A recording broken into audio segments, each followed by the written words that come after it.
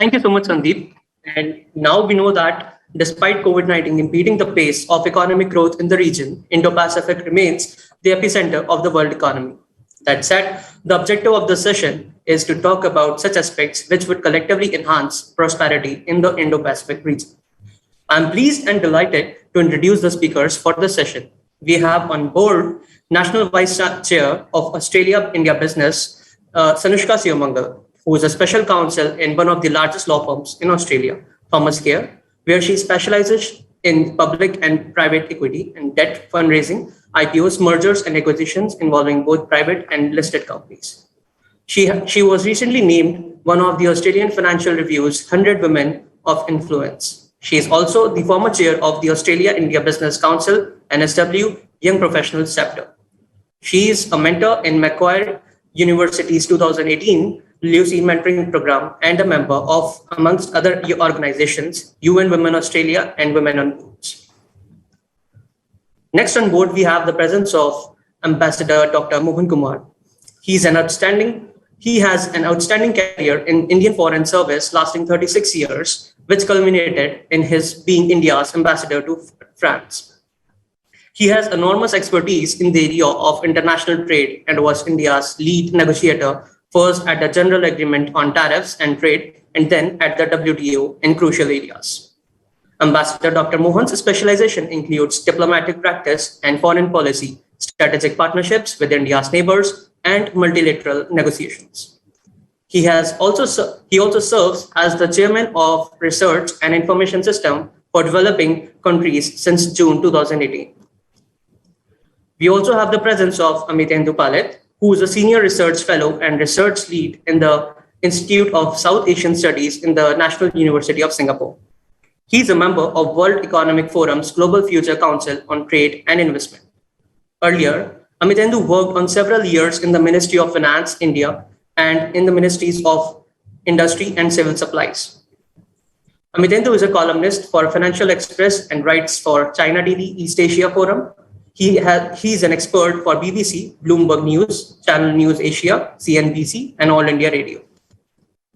Next, we have on board is Sanjay Pulipaka. He is an independent researcher on international politics and security issues. Sanjay was Wrangler Pivot Visiting Fellow at the University of Cambridge, UK, and a former Fulbright Fellow in the Conflict Transformation Program in the United States.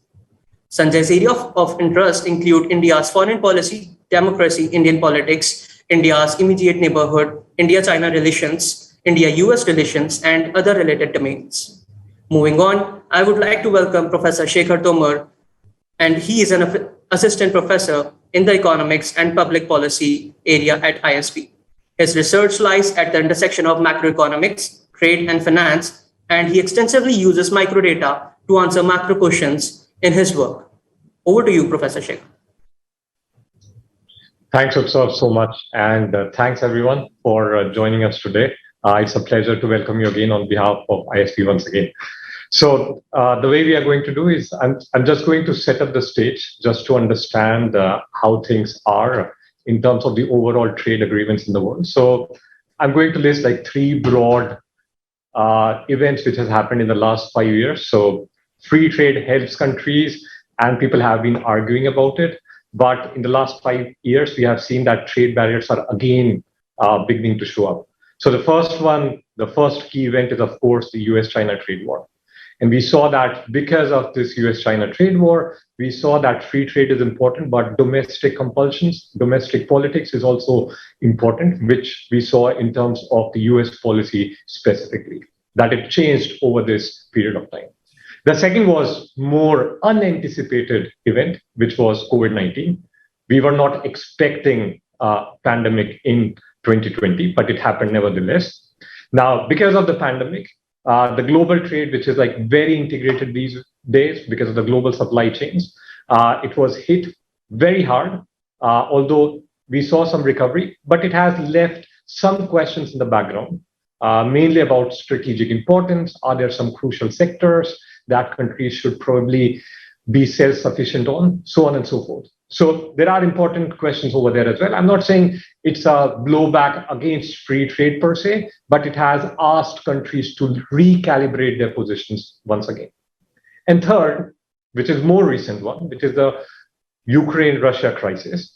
And it's still in development phase. We don't know how it's going to impact the overall world situation, but it's nevertheless important for two reasons. One, because it has shown that in case of conflict, trade barriers can go up, which we see in the case of Russia.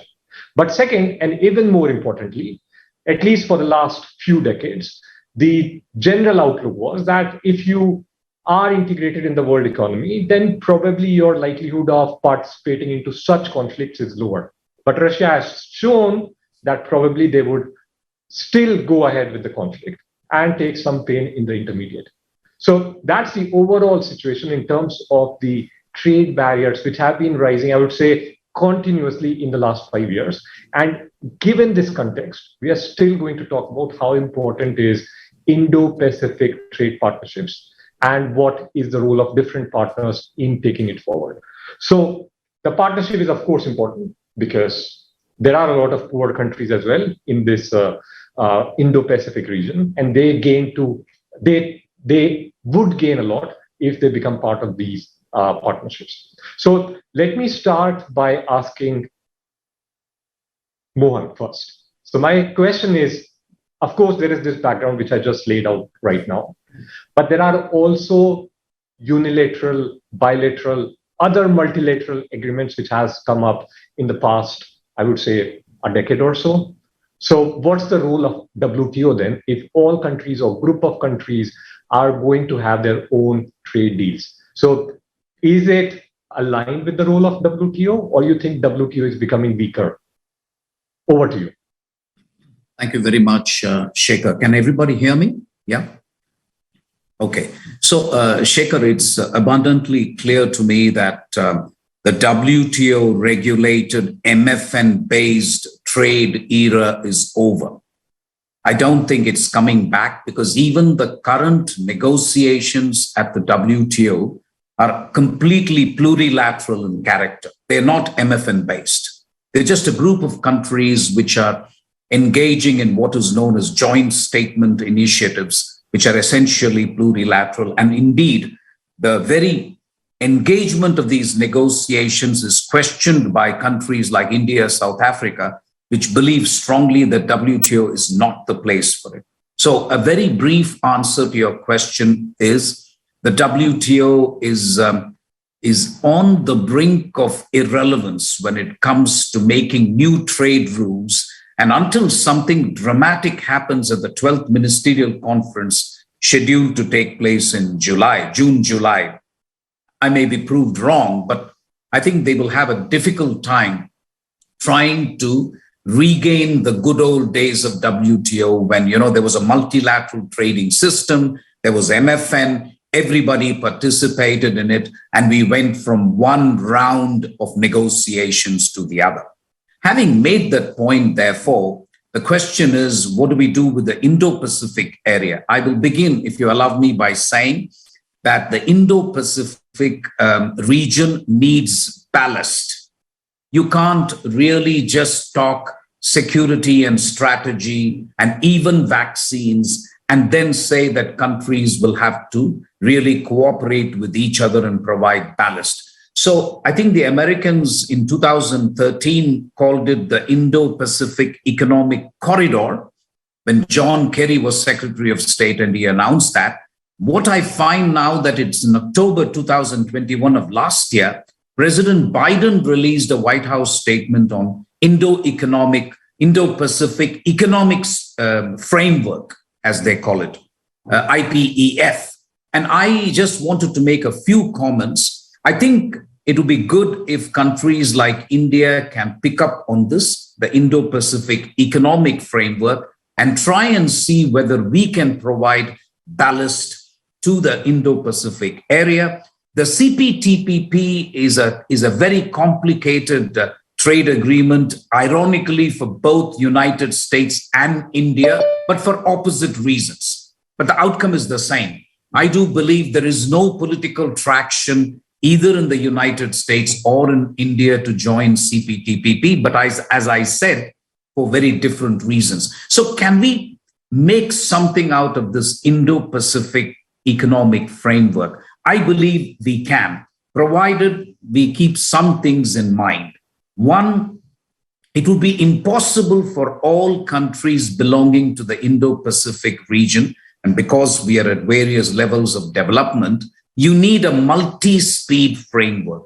It cannot be a one-size-fits-all. That's my first observation. My second observation is the developing country status of countries like India need to be recognized upfront. There may be others, but India certainly is.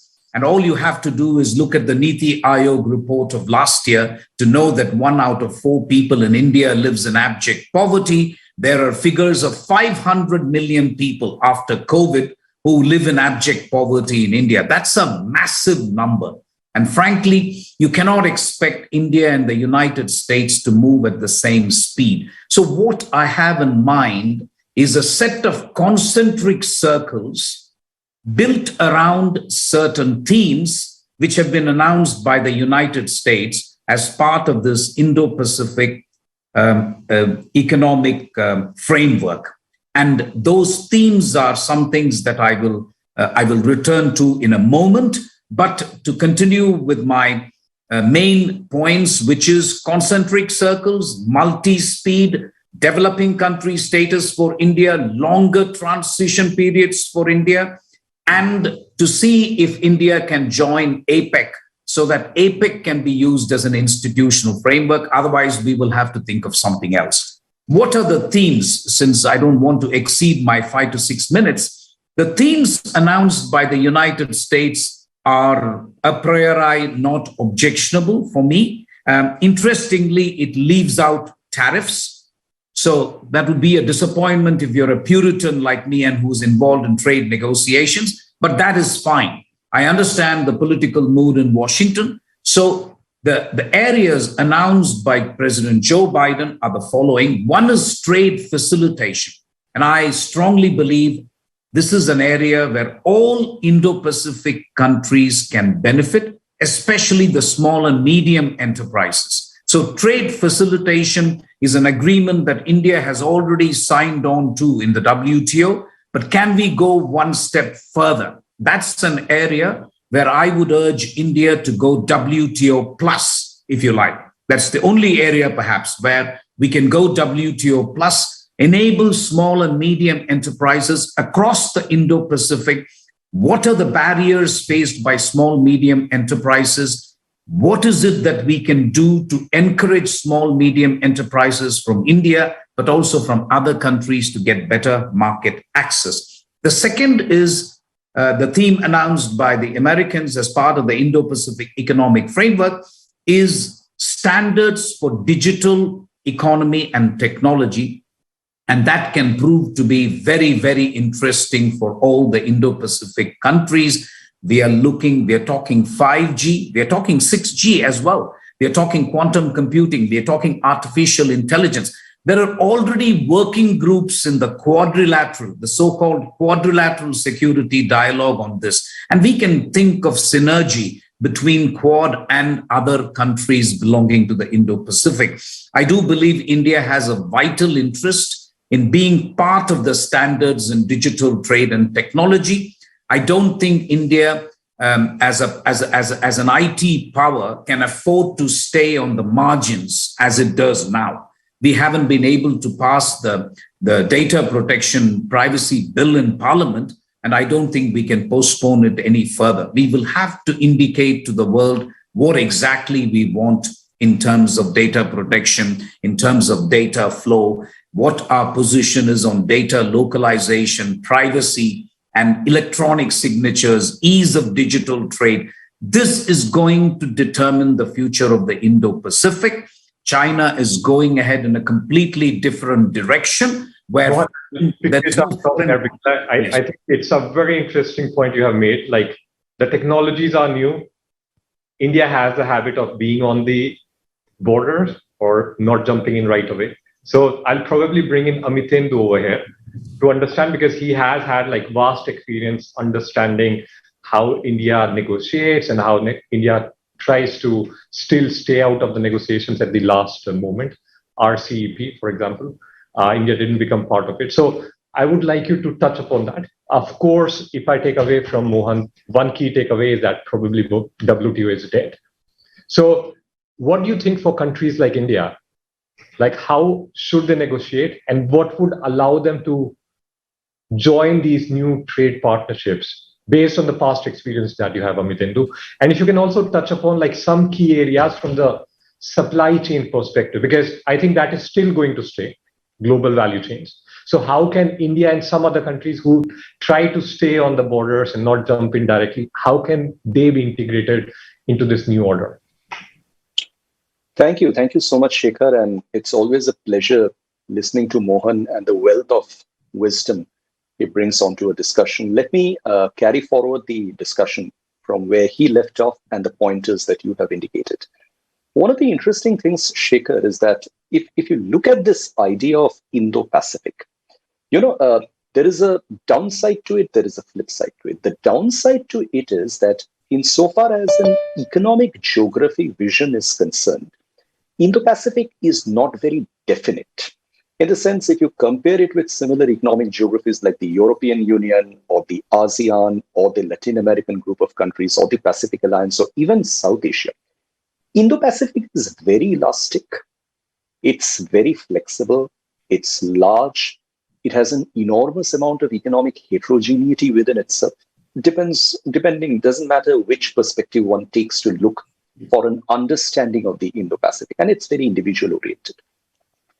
While this is a character of the Indo-Pacific understanding, the problem that this brings up is there's actually no existing template in terms of an economic framework which one can consider to be apt for an Indo-Pacific economic framework. So whether one looks at the CPTPP, whether one looks at RCEP, whether one looks at the ASEAN economic framework or any other framework, it might fall short of what actually could be an effective framework for the Indo-Pacific.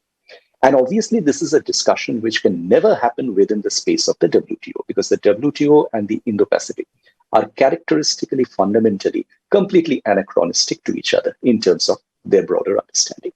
But the advantage that Indo-Pacific has is that because no existing framework can actually subscribe to the idea of Indo-Pacific, it can lead to a number of great opportunities for being innovative and for moving forward to a framework which can be very different, can create a new template which is aligned to the ideas of the modern world, particularly in a post-COVID-19 scenario, and taking into consideration all the realities that have emerged from thereafter.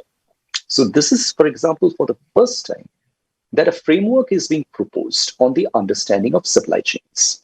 Clearly, supply chains are going to be very vital in the idea behind Indo-Pacific, because this is for the first time that the world has taken a view on the fact that it is very important to safeguard supply chains. We have seen supply chain disruptions because of a number of reasons in the past. There was the Fukushima disaster, there were the Thailand floods, there was the Hurricane Sandy in the US, all led to supply chain disruptions. But nothing could be compared to the scale of disruptions that one witnessed post-COVID-19. And in fact, those are still continuing.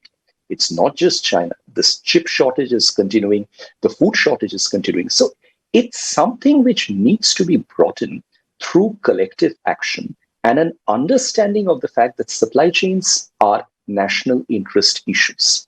So when major actors of the Indo-Pacific come together, and by major actors, it's not just the Quad, but even some members from among the Asia-Pacific Economic Cooperation group of countries, like say, for example, Canada or Singapore or Indonesia, they come together and start talking on these issues. And even on the outside, the United Kingdom, for example, when it looks at this subject, they do have a common interest in making these supply chains as safe and secure as possible.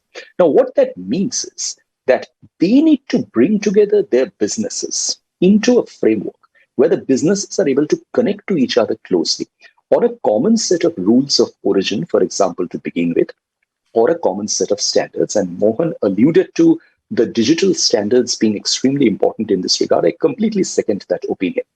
I think digital standards, supply chain oriented connectivity, and trade facilitation, and then primarily public and social objectives like achieving sustainable development, moving towards clean energy, are going to be very important in taking us towards an Indo-Pacific framework.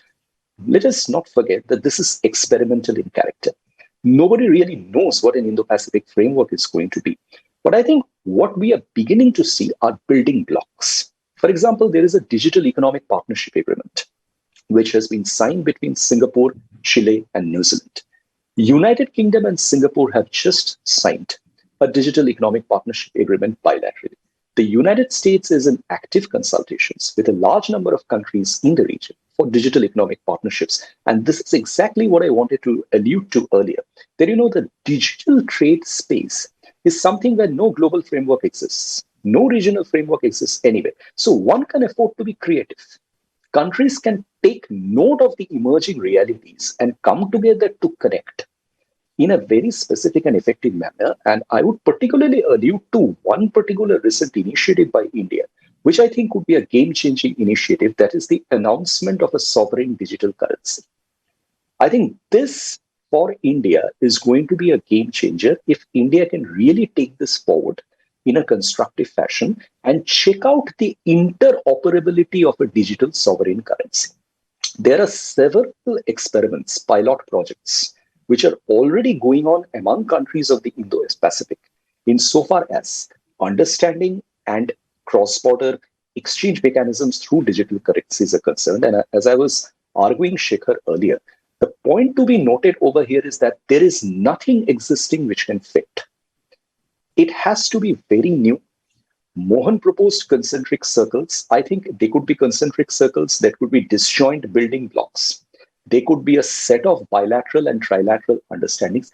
But I think the thrust is going to come from areas which are actually going to determine the future course of global and regional trade.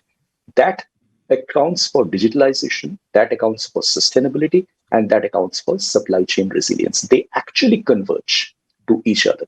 So I think the Indo-Pacific economic framework proposed by the United States conceptually tries to bring together these elements into a common framework. And it's very interesting that if one looks at G7, if one looks at G20, and all other countries, these all fit with the agenda that they are proposing.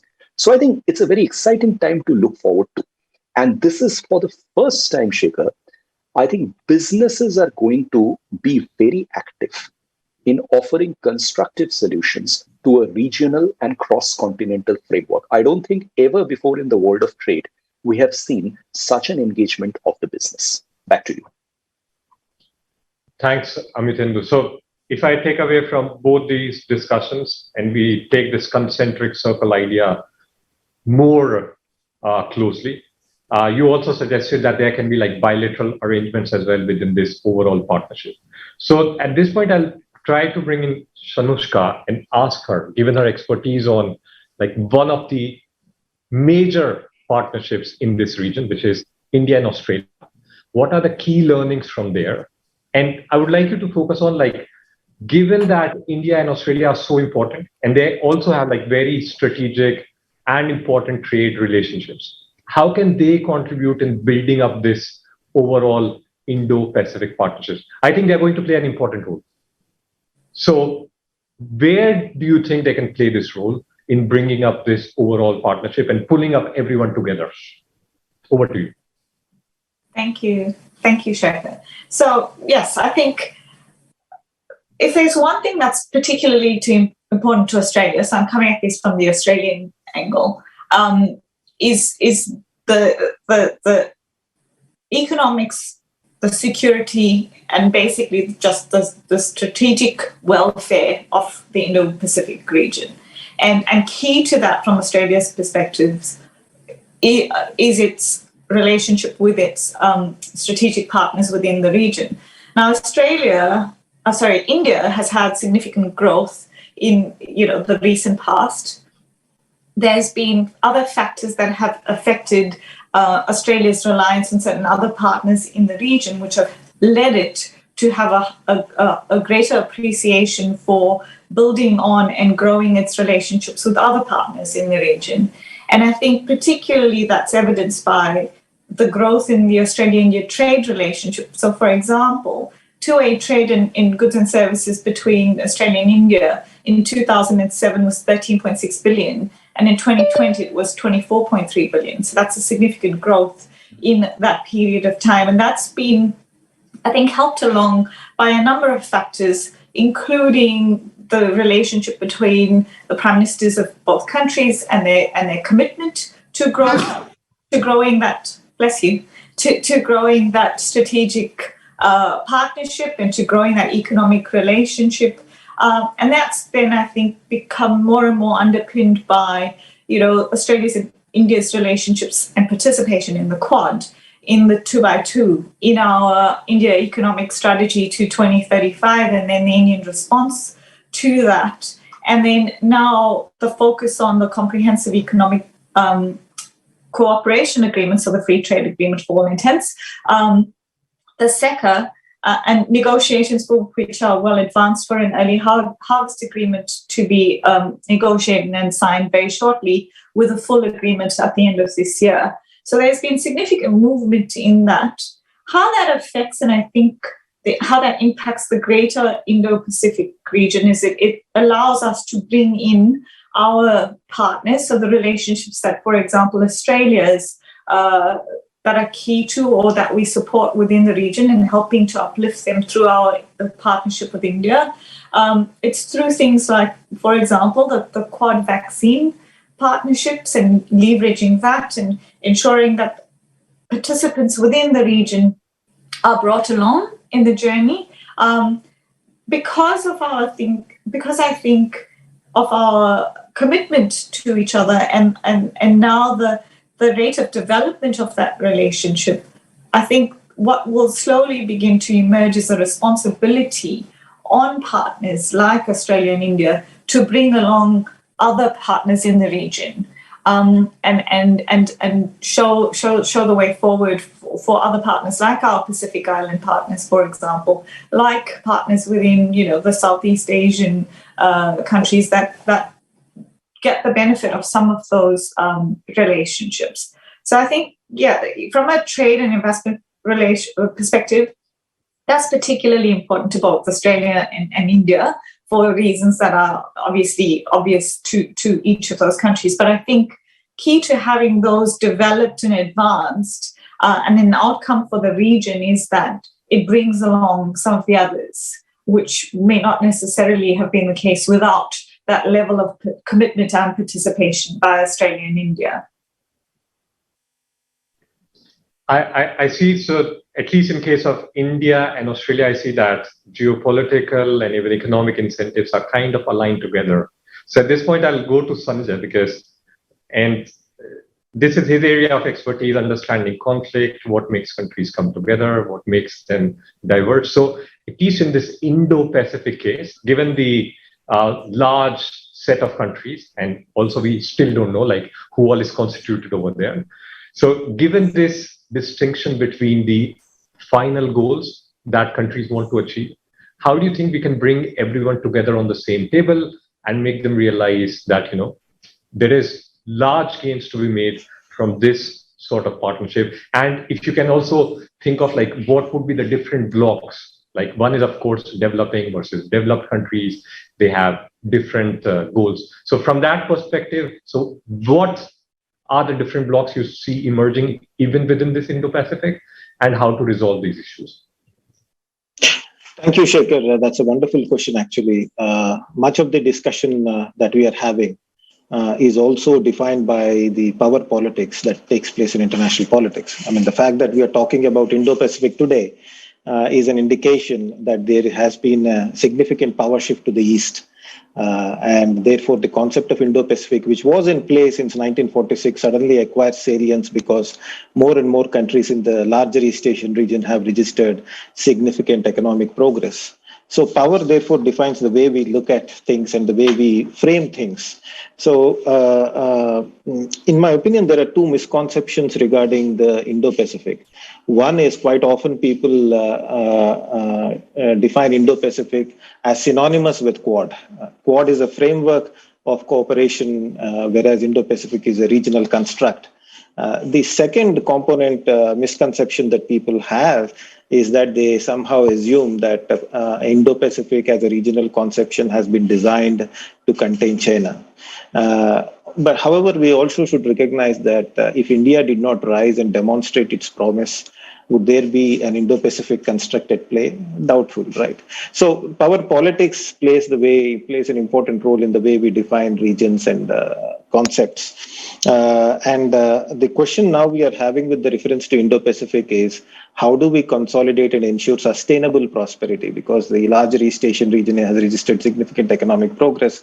That is the reason why you have Indo-Pacific concept. Now, how do you consolidate and make it more sustainable? There are two, and there is an important dichotomy emerging here. One is that in the political realm, it is true we don't have an Indo-Pacific security architecture like NATO or other regions of the world, OSCE and others. But on the other hand, there is new frameworks of engagement that are emerging. You have quadrilateral, you have trilateral, India, Japan, United States, trilateral. And in the recent past, you had AUKUS, Australia, United States, and United Kingdom, trilateral that has emerged. On the other hand, if you see the regional economic architectures that are shaping up, again, there is no Indo-Pacific economic architecture per se, but there is RCEP, and then there is TPP. Both India and United States are not part of RCEP. The possibility of United States rejoining TPP seems to be limited. So what we are seeing, therefore, is in political realm, you have these democratic countries consolidating their bilateral relationship. However, in the economic partnership in the Indo-Pacific region, the RCEP, TPP, both India and United States are not part of this relationship. If that is the case, will it result in a balance of power that is favorable for democracies? That is something that requires a closer reflection and how do we respond to this challenge? Here, I would like to draw your attention to a very interesting article written by U.S. National Security Advisor Jake Sullivan in Foreign Policy titled, "America Needs New Economic Philosophy. Foreign Experts Can Help." What he's trying to say here is that there has been a disjunction between the way economic architectures were conceptualized and the way the geopolitical goals were set. And he says that there is need to bring in geopolitics into better understanding of international trade politics. And he feels that such integrated approaches will have a better outcomes, both in political and economic terms.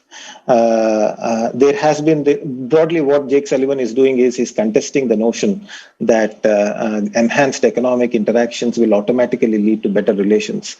And the recent experience, whether it is in South Korea, Mongolia, and other places, has demonstrated that economic interactions can sometimes result in asymmetrical power interactions.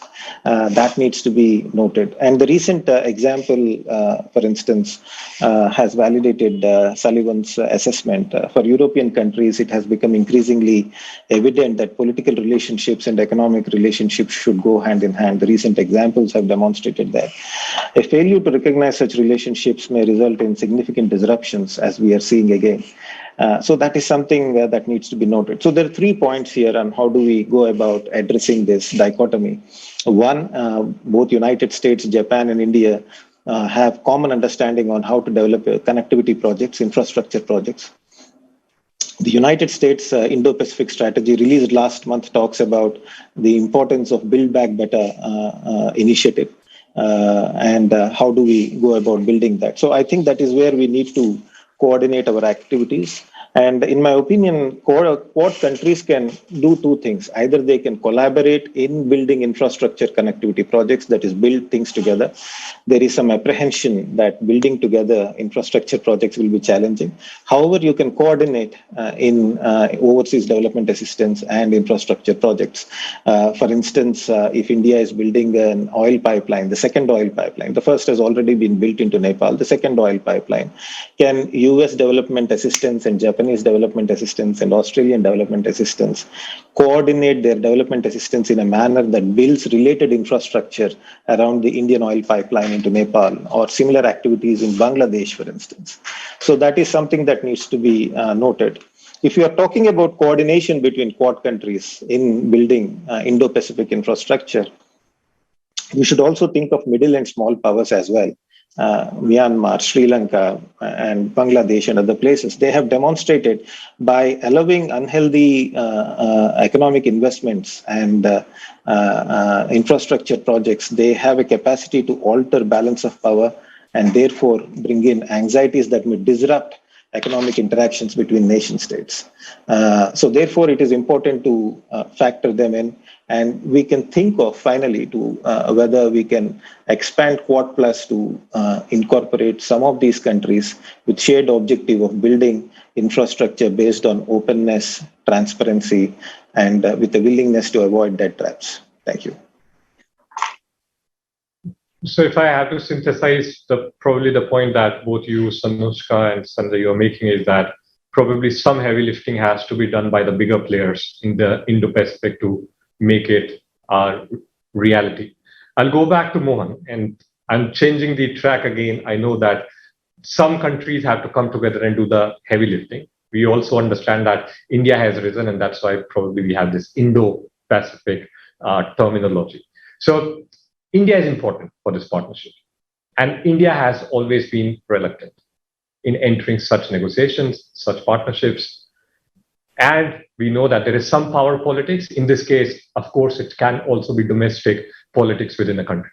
So my question to you, Mohan, again is, and I know you mentioned that there are going to be like very new developments in the digital economy front, and there has to be negotiations. Now, India has this habit of sitting on the sidelines outside the border. How do we change that? So that's a tough question. But India's trade policy, you can accuse it of a lot of things, but I don't think you can accuse it of consistency.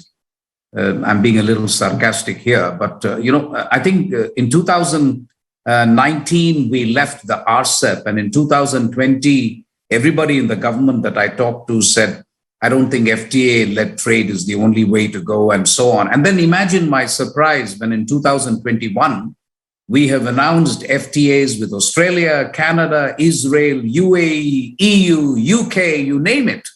So this is a big surprise for me, which makes me believe that RCEP exit had a lot to do with China, frankly. And that is the only conclusion I can come to. I also come to the conclusion that trading to the east of India, while of course that is the economic center of gravity, et cetera, has proved to be difficult, maybe with the exception of Australia. Australia is far out in that sense. I'm talking of ASEAN, I'm talking of China, where I think traditionally we have faced non-tariff barriers. So I do believe there is an opportunity. I said that we are moving away from MFN-based trade. So the buzzword now is resilient trade.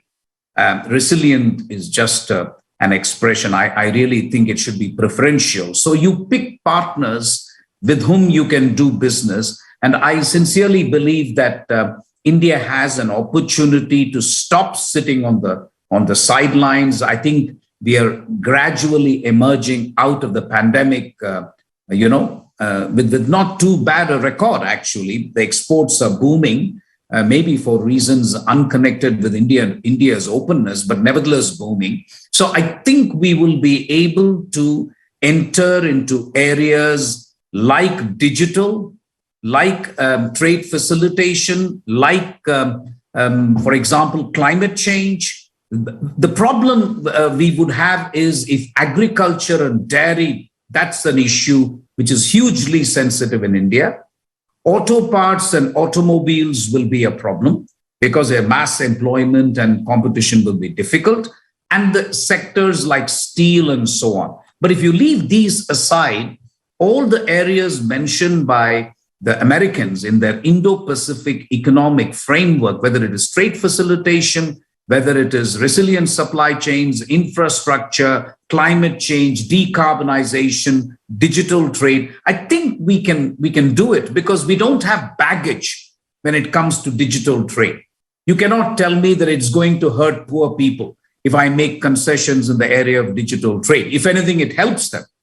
And we have a fairly good mix of domestic, but also we have Google investments in India, which are substantial. So I think we will have to make up our mind on digital trade fairly quickly. Climate change, I think I'm delighted to tell the audience that India has become part of the solution. There's International Solar Alliance. We participated actively in the Paris Climate Accords, and now we have announced the 2070 as net zero. But more importantly, the goals are really ambitious. Now, there, I think the Indo-Pacific countries, especially the developed ones, can give us climate finance, which is critical. And without India really becoming part of the solution, along with China and Africa, I don't see how your objective of 1.52 degrees Celsius can be met. So I think there is a collective interest in making this work. Thank you. Sorry, I'm interrupting you, but if you can briefly mention in 30 seconds. So India burned some capital when it pulled out of RCEP. Like, how serious would the Indo-Pacific countries take India when India goes into the negotiations? No, that's a good question, Shekhar, and I cannot hide this under the carpet. I cannot. I think the ASEAN countries and some others have been pissed off, to use very informal language. You participate in 12 rounds, but I think we are at pains to point out that China was the reason. Also, they did not, I think, go out of their way to make sure that our services exports will be welcome. So there was a combination of reasons. I think the problem is not insurmountable, but there is a problem. I agree with you. I'll go back to Amithindu once again, because he said Indo-Pacific, we don't know what it is, even in the geographic sense. So if you have to think or gaze into the future, what blocks do you see emerging geographically and also, let's say, economically speaking? And also, if you can touch a little bit upon digital, crypto, how is all that going to come together? Thank you, Shekhar. I think again, this is fluid. This is quite nimble. I think we already see the patterns coming up. I mean, one can obviously look at an organization like the Quad, because the Quad, or at least part of the Quad, India, Japan, and Australia have announced initiatives like the Resilient Supply Chain Initiative. They are working with the United States on making resilient supply chains. They are collaborating on a large number of other areas. I think what I can see at this point in time coming up is actually a collection of middle powers who can be broadly defined as the large global economies with a constructive contribution to make in regional and global trade. And this will include countries like India, Australia, Japan, Indonesia, United Kingdom, Canada, who are beginning to talk a common line together. They have a certain degree of comfort in engaging with each other. They have common concerns, and they also connect on a certain number of emerging areas, like, say, for example, how to engage on the subject of 5G in telecoms.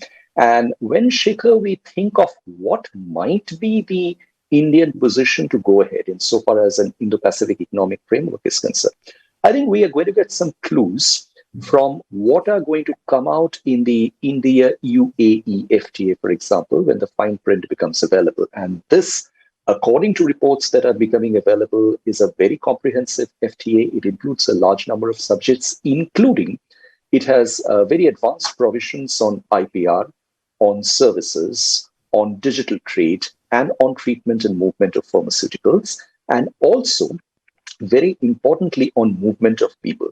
Look, I think if the countries are creative and looking to work a solution, it's not difficult at all to create partnerships. For example, again, let me go back to the India-UAE FTA. There is a clear understanding of mutual recognition, of technical qualification, skill qualification. One can apply that very same model in the area of digital agreements. It's not going to be difficult at all. I mean, let me give you a micro example. Today, chartered accountants don't need to cross borders for signing off on balance sheets. It's just a question of accepting digital and electronic signatures, which makes this entire issue so much simpler, as opposed to a situation in the past when chartered accountant regulators on both sides of the border had to search for ways where their technical qualifications can converge. I think India today understands that the world has changed. And the world also, to an extent, at least the Indo-Pacific movers and shakers, when they engage with India, they do understand that they are talking with an India which is not really going to focus entirely on the issues that held back its trade participation in the past. While those issues might remain important from a domestic political purpose, there are also other issues on which India is willing to aggressively look forward. For example, when you look at the question of digital currencies, as I mentioned, the first step in this regard, if one looks at the countries which are looking at interoperability, you actually have South Africa as one of our partners in several common positions in global and regional trade. We are a member with South Africa in the BRICS club. And we can actually go ahead and engage in a far deeper consultation with South Africa and other countries on interoperability of a sovereign digital currency between the two countries. What that immediately means is that you expand the networks that exist. I mean, between India and Singapore, there is a running exchange between UPI and the net systems. This is going to be expanded further into 2 more digital payment blocks come June of this year. So already the blocks have begun coming into shape. So all that is required from here is to take the next level of agenda and ambition together and see how much of it can be achieved without too much of complication. Because honestly, digital trade is an area which has proceeded so remarkably fast and so invisibly, if I can use that expression, that you really see a point of domestic political irritation arising over here, because the systems have already become integrated. I mean, it's already Netflix, which is streaming everywhere across borders. We have the OTTs connected across borders. We have a huge amount of online higher education exchanging across borders between India, Asia Pacific, and the rest of Indo-Pacific. I think the ground is set. All that we need to agree upon now between India and certain other middle partners and movers and shakers of the Indo-Pacific is just how you want to bring it together into a couple of sheets of paper. That's it. Thanks, Amitendra. So I guess it would also lead to generation of basically new IPs, new codes, which allows easy sharing across different partners. So I'll go back to Shanushka once again and try to understand at least the India-Australia partnership more closely, try to understand like what are the technological front that you see opening up for these two countries to collaborate, like more within the 5-year framework. And then there's also another question from the audience. Syed has asked, and I'm converting it to the Australian case. So we've seen Australia has been like very inward looking, at least on the mobility part in the last 2 years, which was kind of expected because of COVID initially. But do you see that mobility issues are also going to be addressed, at least from the Australian perspective, and inviting more migrants into the country? That's a tough one. Should talk to our home minister. Maybe I'll address that second question first. Yes, I mean, as everyone is aware, Australia's response, the Australian federal government's response to COVID was to lock down borders and restrict travel. Those have recently opened. One of the most significant impacts it had to Australia, particularly our international, to our educational institutions, was the impact it had on our international student intake and also our ability to attract and retain quality skilled labor. I think the impact of that we're still reeling from in corporate Australia, frankly. So in my day job, I'm a partner at a national law firm in capital markets, and we're seeing it across a lot of our clients in terms of the impacts that they've seen to their businesses because of that. I think the point that we've reached now is the recognition that harm we need to undo, and we need to undo that quite quickly. and you're seeing the level of movement and interaction in terms of for example, international students from India had their visa application fees waived by the Australian government as incentives to, make our international students feel more welcome. And I know not dissimilar measures are being considered around some of the other migration. So it's certainly something that I think is this government is very well aware of, and they're seeking to do more. How quickly that will translate, I do not know. The other situation that we find ourselves in right now is we're weeks away from possibly a change in government, because we've got an election coming up, and that will obviously have impacts on policies. One policy I don't think will change whether we have a Liberal government or a Labour government is how significant our relationship with India is, and the steps that are being taken to advance that, particularly from an economic perspective in terms of the sector. In terms of the first part of your question around, I guess... Anushka, I think we only have 2 minutes, so I'll to put Sanjay once, and then... All good. Thank you. Yeah, sorry to cut you in between over there, but we're really short on time over here. So totally fine.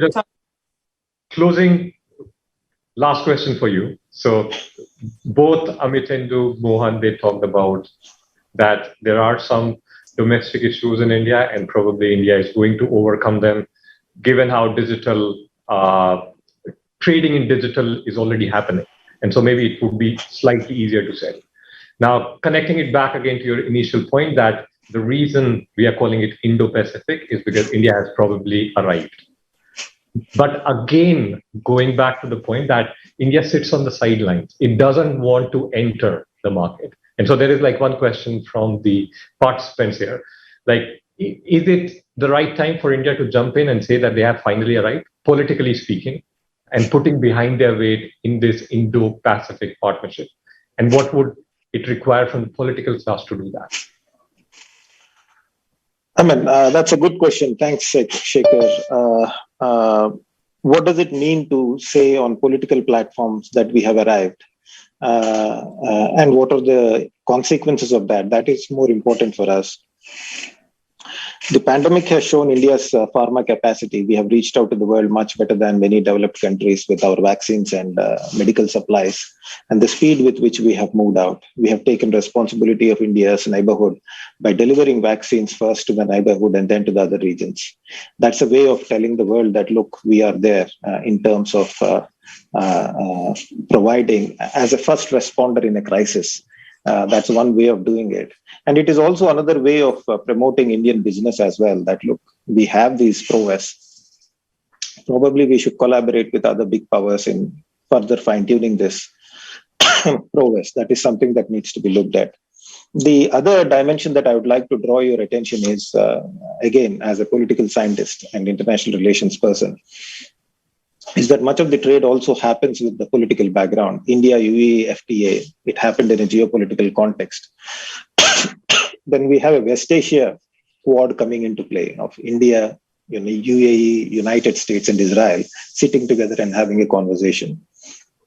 There were three geopolitical developments. One is the Abrahamic Accords, the possible US decline in the use of Middle Eastern oil in future, and the growing recognition within the Middle Eastern countries to diversify their trade. All this prompted India to be a player in this region as well. So that is another way of projecting power for our own benefit and recognizing the geopolitical power dynamic and taking advantage of it and building trade relationships on top of that. So that is how, in my opinion, power and trade have an interplay. So if I have to take your idea forward, it's again going back to that concentric circles, having multiple bilateral, trilateral agreements. That's how India would require. Indeed. Going forward. Indeed. Perfect. So once again, thank you, everyone. Mohan, Sanushka, Sanjay, and Amitendu for taking out time for this discussion today. I hope we'll take it forward next time. I'm sure there are a lot of issues coming up, and there is going to be a lot of negotiations, a lot of new technologies coming in, and we'll see a lot of developments in the future. Thank you once again. Thank you for joining this panel discussion.